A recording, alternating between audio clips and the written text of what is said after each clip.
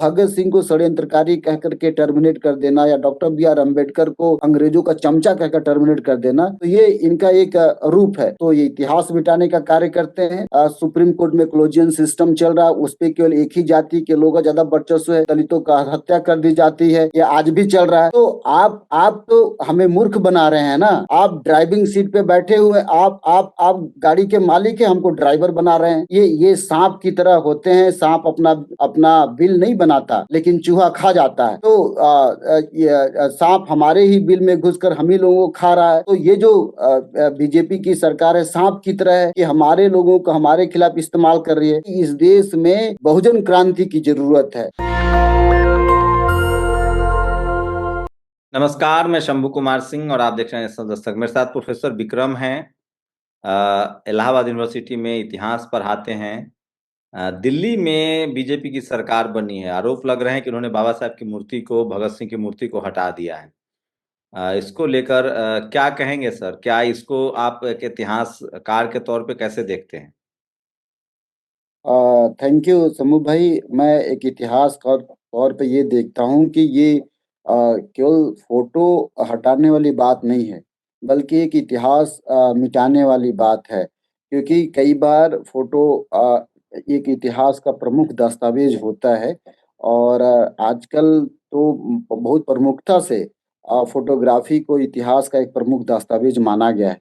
और न केवल वर्तमान समय में कई इम्पोर्टेंट है, बल्कि फ्रंट लाइन मैगजीन ने तो बाकायदा अपने यहाँ पे फोटोग्राफी का एक हर हर हर एपिसोड में एक फोटोग्राफी का एक कॉलम ही निकालता है, जिसमें फोटोग्राफ के माध्यम से कैसे इतिहास बनाए जाते हैं। तो मैं पहले भी कई अवसरों पे ये कह चुका हूँ कि कैसे बीजेपी इतिहास मिटाने का कार्य करते। तो एक तो ये कि फोटो हटाने का कार्य इतिहास मिटाने का कार्य, जैसा कि मिशेल फुको भी कहते हैं कि सभ्यता मिटाने का कार्य होता है। दूसरी बात, बीजेपी क्यों डॉक्टर बी आर अम्बेडकर और भगत सिंह का फोटो हटाई है? तो डॉक्टर बी आर अम्बेडकर और भगत सिंह दोनों ही परिवर्तनकारी व्यवस्था की मांग करते हैं, नई आइडियाज की मांग करते हैं। जहाँ डॉक्टर बी आर अम्बेडकर पूरे हिंदू समाज को खारिज करते हैं, वहीं पे उन्होंने जाति को समाप्त करने के लिए हिंदू धर्म की समाप्ति की भी बात की है।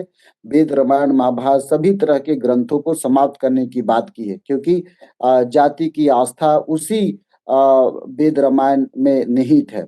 वहीं पे भगत सिंह ने भारत में जब वो सत्ता में जब जब वो भारत में थे, तो उन्होंने अंग्रेजों से लड़ते हुए न केवल उनके साम्राज्यवाद और कॉलोनी का विरोध किया, बल्कि पूंजीवादी ताकतों का भी विरोध किया है। तो ये भी परिवर्तनकारी सत्ता की मांग करते थे। दोनों ही जगहों पे डॉक्टर बी आर अम्बेडकर और भगत सिंह दोनों ही एक ऑर्गेनिक इंटेलेक्चुअल हैं। और डॉक्टर बी आर अम्बेडकर न केवल जाति को समाप्त करने की बात कर रहे हैं, बल्कि उन्होंने समाजवाद की भी बात की, पूंजी समाप्त करने की बात की, और रिजर्वेशन इन प्राइवेट सेक्टर की बात की। संविधान देकर उन्होंने क्रांतिकारी कदम उठाया है। और वो क्रांतिकारी कदम, बल्कि अब मैं तो कहूंगा कि संविधान बनने का क्रिया ही एक क्रांति का क्रिया है। और ये क्रिया ये चाहते हैं कि किसी तरह से समाप्त हो जाए, बच्चों के जेहन में, बच्चों के दिल में ये बात ना आ पाए। तो भगत सिंह जहाँ पे पूंजीवाद का मुखर विरोधी करते हैं, साम्राज्यवाद का मुखर विरोधी करते हैं, वहीं पे doctor B R Ambedkar caste के जो भी संरचना है उसका विरोध कर रहे हैं। ये तो ये भी कर रहे हैं कि जब जब तक इस देश में जाति रहेगी, तब तक देश एक राष्ट्र नहीं बन सकता। तो इन्हीं वजहों से जो बीजेपी की सरकार है, वो फोटो हटाने का कार्य कर रही है या उनको रिमूव करने का कार्य कर रही है। बल्कि आपने कई अवसरों पे देखा होगा, इनके इनके जो राष्ट्रीय चैनल्स हैं या इनके जो मुखपत्र हैं, डॉक्टर बी आर अम्बेडकर के उन उन शब्दों को या उन बातों को लेकर के आगे बढ़ने की कोशिश करते हैं जो इनके हित में है। जैसे डॉक्टर बी आर अम्बेडकर कहते हैं, मैं पहले भी भारतीय हूँ, अंत में भारतीय हूँ। तो इस तरह के डॉक्टर बी आर अम्बेडकर के कोटेशन को ये कोट करते हैं। उसको कोट करते हुए ये कहते हैं कि डॉक्टर बी आर अम्बेडकर एक राष्ट्रवादी विचारक है, जो कि हर तरह के से ये गलत है, जो निहायत ही गलत है। न केवल इतना, बल्कि डॉक्टर बी आर अम्बेडकर को ये कोऑप्ट करने की कोशिश कर रहे हैं, इनका ब्राह्मणीकरण किया जा रहा है। डॉक्टर बी आर अम्बेडकर को भी गौतम बुद्ध की तरह विष्णु के अवतार बता देंगे, या डॉक्टर बी आर अम्बेडकर को कहीं ना कहीं ये अपने राजनीति में मिलाने की कोशिश करें, या डॉक्टर बी आर अम्बेडकर को अपने नायक बनाने की कोशिश करें।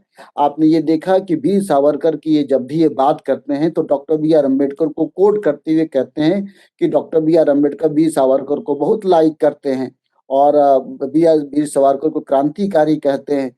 तो ये जो राजनीतिकरण है डॉक्टर बी आर अम्बेडकर का, ये निहायत ही गलत है।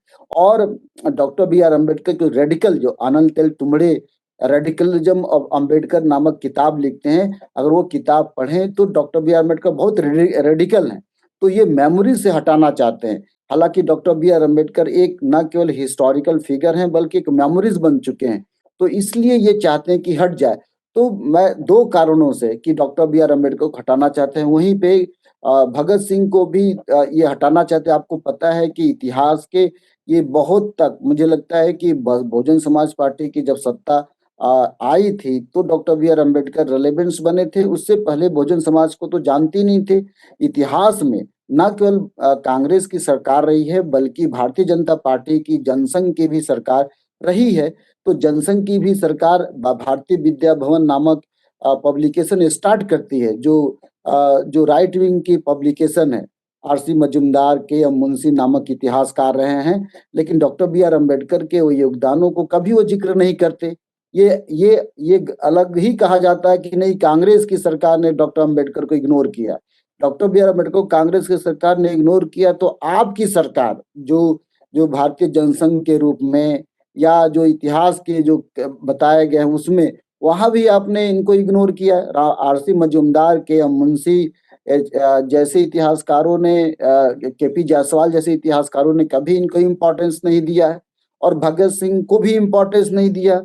यहाँ तक कि इनके इतिहासकार जो मैं कह सकता हूँ कि बिपिन चंद्रा जैसे इतिहास है, इनको आतंकवादी कहते हैं, और ये आतंकवादी शब्द आपके बड़े इतिहासकारों के शब्द हैं, और इनको आतंकवादी करके बिपिन चंद्रा जब जीवित थे तो इस पे बहुत ज्यादा बवाल मचा था आतंकवादी कहने के लिए। और सबसे इंटरेस्टिंग फैक्ट है कि बिपिन चंद्रा, सुमित सरकार और बी आर ग्रोवर जैसे इतिहासकार इतिहास में लिखते हैं काकोरी षड्यंत्र केस, या ये जो काकोरी षड्यंत्र केस है, या और तमाम इन इन इन जो घटनाओं को ये षड्यंत्र कहते हैं। यह षड्यंत्र तो ऑलरेडी क्या नाम है इतिहासकारों ने लिखा है, यह षड्यंत्र इन्होंने नहीं किया। और मैं तो कहूंगा कि पूरा इतिहास ही षड्यंत्रों का है, किस व्यक्ति ने षड्यंत्र नहीं किया। तो भगत सिंह को षड्यंत्रकारी कह करके टर्मिनेट कर देना, या डॉक्टर बी आर अम्बेडकर को अंग्रेजों का चमचा कहकर टर्मिनेट कर देना, तो ये इनका एक रूप है। तो ये दो दो बातें मैं कह रहा हूँ। एक तो ये इतिहास मिटाने का कार्य करते हैं, क्योंकि इतिहास में फोटो एक इम्पॉर्टेंट एलिमेंट है। फोटो के माध्यम से भी बहुत सारा इतिहास लिखा जा रहा है। तो इसलिए एक तो ये है, दूसरा इनके फोटो हटाने से इनके विचारधारा को आप समाप्त करने की बात करते हैं। तो इस विचारधारा को हटा करके एक मनुवादी विचारधारा स्थापित करना चाहते हैं, जो कि ऑलरेडी एग्जिस्ट है। तो दो मुख्य कारण है कि ये इनको हटा रहे हैं। लेकिन प्रधानमंत्री तो खुद कहते हैं कि मैं संविधान की वजह से हूँ, नरेंद्र मोदी मेरे बाबा साहब अम्बेडकर मेरे आदर्श हैं, और उन्होंने खासकर लंदन में उनका आवास, चाहे दिल्ली में अम्बेडकर सेंटर, इन तमाम लोगों पर काम किया है। तो इस तरह के आरोप आप कैसे लगा सकते हैं? अच्छा, एक बात बताइए, आज ही टाइम्स ऑफ इंडिया का टाइम्स ऑफ इंडिया का रिपोर्ट है, जो सफाई कर्मचारी हैं पिछले 6 वर्षों में करीब 600 लोगों का शिविर में जाकर देहांत हो गया। अब प्रधानमंत्री ये बात जानते हैं ना कि सफाई कर्मचारी कैसे इनका दम घुट रहा है, ये जानते हैं। उसके बाद देखिए, रोहित बिमला की कहानी इन्हीं के शासनकाल के है, पायल तड़वी की कहानी इन्हीं के शासनकाल ही है, आदिवासियों पे पेशाब करने की कहानी इन्हीं के शासनकाल की है, आदिवासियों पे पेशाब किया जा रहा है इन्हीं के शासनकाल की है, दलितों को मूछ रखने के लिए मार दिया जा रहा नरेंद्र मोदी के शासनकाल की कहानी है। हर दिन क्राइम ऑफ इंडिया का अनुसार करीब 10 दलित महिलाओं का रोज बलात्कार किया जा रहा है, इन्हीं की कहानी है। DW न्यूज के अनुसार थाने में मात्र 20% केस की बात होती है, शिकायत की जाती है, वो भी केस रजिस्टर्ड नहीं होता। 25 रजिस्टर्ड की जब 75% केस रजिस्टर्ड नहीं किए जाते हैं। इन्हीं की समय की बात है। और हर दिन मैं दुनिया को क्या कहूँ, आप ही के जमाने में देखिए, कास्ट की प्रैक्टिस हो रही है। खुद राहुल गांधी ये बात कर रहे हैं, जाति जनगणना का सवाल नहीं उठ रहा है। दलित, आदिवासी, पिछड़े कई दिनों से जाति जनगणना के सवाल की बात कर रहे हैं। Doctor B R Ambedkar, Vivek Kumar ने कई अवसरों पे ये कहा है कि रिसोर्स का बंटवारा होना चाहिए। आपने केवल रिजर्वेशन की बात की, रिसोर्स की तो बात नहीं की। यहाँ की जो संप्रभुता, यहाँ की जो संपदा है, उस पे किसका हक है? सुप्रीम कोर्ट में कोलिजियन सिस्टम चल रहा है, उस पे केवल एक ही जाति के लोगों का ज्यादा वर्चस्व है। ज्यादातर ब्राह्मण सोसाइटी के लोग इस पे डॉक्टर बी आर अम्बेडकर ने ये बात पहले लिख चुकी है। अनुति रॉय की किताब आई है द गांधी एसेंट, उसमें ये बताया गया है कि कैसे सुप्रीम कोर्ट में अपर कास्ट के लोग हावी हैं, या उस किताब के हवाले से कैसे ब्राह्मण अपने जमाने में हावी हैं। डॉक्टर बी आर अम्बेडकर ये कई अवसरों पे कह चुके हैं। चकवाड़ा का घटना अम्बेडकर के समान जमाने में भी हुआ था। चकवाड़ा में गाय के को आरोप बना करके दलितों का हत्या कर दी जाती है। ये आज भी चल रहा है। तो आप तो हमें मूर्ख बना रहे हैं ना। आप ड्राइविंग सीट पे बैठे हुए, आप गाड़ी के मालिक हैं, हमको ड्राइवर बना रहे हैं कि आप गाड़ी चलाते जाइए, जहां मैं कह रहा हूँ वहां चलाते जाइए। हमारे लोग ड्राइवर हैं, कहाँ पहुंचना, कलकत्ता जाना, मालिक कह रहा है। ये सांप की तरह होते हैं। सांप अपना अपना बिल नहीं बनाता, लेकिन चूहा खा जाता है। तो ये सांप हमारे ही बिल में घुसकर हम ही लोगों को खा रहा है। तो ये जो बीजेपी की सरकार है, सांप की तरह है कि हमारे लोगों को हमारे खिलाफ इस्तेमाल कर रही है। मैक्स वेबर इसका बहुत अच्छा एग्जाम्पल देते हैं। मैक्स वेबर ने एक लिखा है एक्टर पॉइंट ऑफ व्यू। तो अभिनेता कौन है? तो पर्दे के पीछे जो डायरेक्टर होता है अभिनेता है। तो आपने जुडिशरी में अपर कास्ट, खासकर ब्राह्मण समाज का डोमिनेशन है। लेजिस्लेशन में अपर कास्ट का डोमिनेशन है। आपका जो विधानसभा है उसमें यहाँ तक कि जितने भी यूनिवर्सिटी के वाइस चांसलर हैं, 90% अपर कास्ट के वाइस चांसलर हैं। एक दलित वाइस चांसलर है। एक एसटी का वाइस चांसलर है। 3 ओबीसी का वाइस चांसलर है। ये आज के आंकड़े बता रहे हैं। ये तो पूरे 60 साल भारत के में कांग्रेस के समय में भी यही था। ऐसा तो है नहीं कि सब बीजेपी ने सब कर दिया है, कांग्रेस भी इसी तरह से चल रही थी। सामने में बहुत एक्सेलरेट हुआ है। अब मैं कह रहा हूँ 2% सरकारी नौकरियां बची हैं। निजीकरण कौन कर रहा है तेजी से? बीजेपी कर रही है। कांग्रेस भी कर रही थी, लेकिन बीजेपी बहुत तेजी से कर रही है। रास्ता क्या है इन समस्याओं का? इन सब का रास्ता ये है कि इस देश में जो बहुजन क्रांति की जरूरत है। जब तक बहुजन क्रांति नहीं होगी, और बहुजन क्रांति का मतलब खूनी क्रांति की मैं बात नहीं कर रहा हूँ। बहुजन क्रांति का मतलब फ्रांस में, इंग्लैंड में जिस तरह से क्रांति हुई थी, उस तरह की क्रांति हो, ग्लोरियस रेवोल्यूशन की तरह क्रांति हो।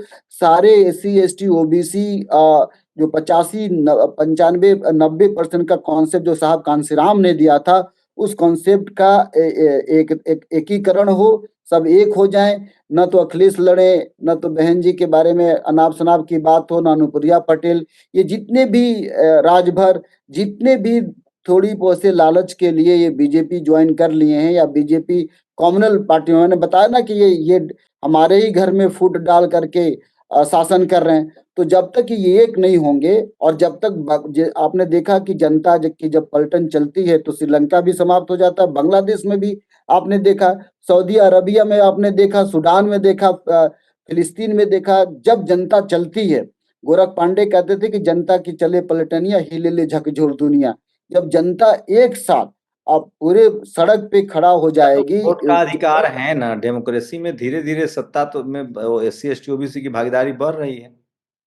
नहीं, भागीदारी सत्ता में बढ़ रही है, लेकिन हम सरकार तो नहीं बना पा रहे हैं। बाबा साहब भी और कांसीराम साहब दोनों लोग कहते थे कि सत्ता वो मास्टर चाबी है, जिससे हर समस्या का निदान होता है। तो हमें तो सत्ता प्राप्त करना, तभी तो हम आईसीएचआर से लेके सभी नहीं, जगहों लेकिन पे आप रूस और फ्रांस, मतलब आप वहां तो तलवारों के दम पर सत्ता। बाबा साहब ने तो ये भी कहा है कि हमें शांतिपूर्वक आंदोलन चाहिए। बुद्ध का विचार है करुणा, दया, मैत्रीता। मैंने वोट का आपको अधिकार है, अब तो कोई रोक नहीं है ना। आप वोट से सत्ता हासिल कर सकते हैं। शंभू भाई, मैंने आपका एग्जाम्पल इंग्लैंड का दिया है, जहां पे बिन खून बहे ही सत्ता का परिवर्तन हुआ था। 1688 में ग्लोरियस रेवोल्यूशन हुआ था, जहां खून तलवार नहीं चली थी, आपका बुलेट नहीं चला था, गोली नहीं चली थी, लेकिन वह सत्ता परिवर्तन हुआ था। इसके बाद नॉर्डिक कंट्री हैं, स्कैंडिनेवियन कंट्री हैं, जहां काफी देश नास्तिक हैं, वहां पे सत्ता का विकास हुआ, वहां पे जनता लेफ्टिस्ट वोट दे। बुद्धिजीवी तो गोली बंदूक की बात करते हैं। मैं गोली बंदूक की बात नहीं कर, मैं तो आपको फिर कह रहा हूं कि ग्लोरियस रेवोल्यूशन की तरह डॉक्टर बी आर अम्बेडकर का बुद्धिज्म क्या गोली से आई थी?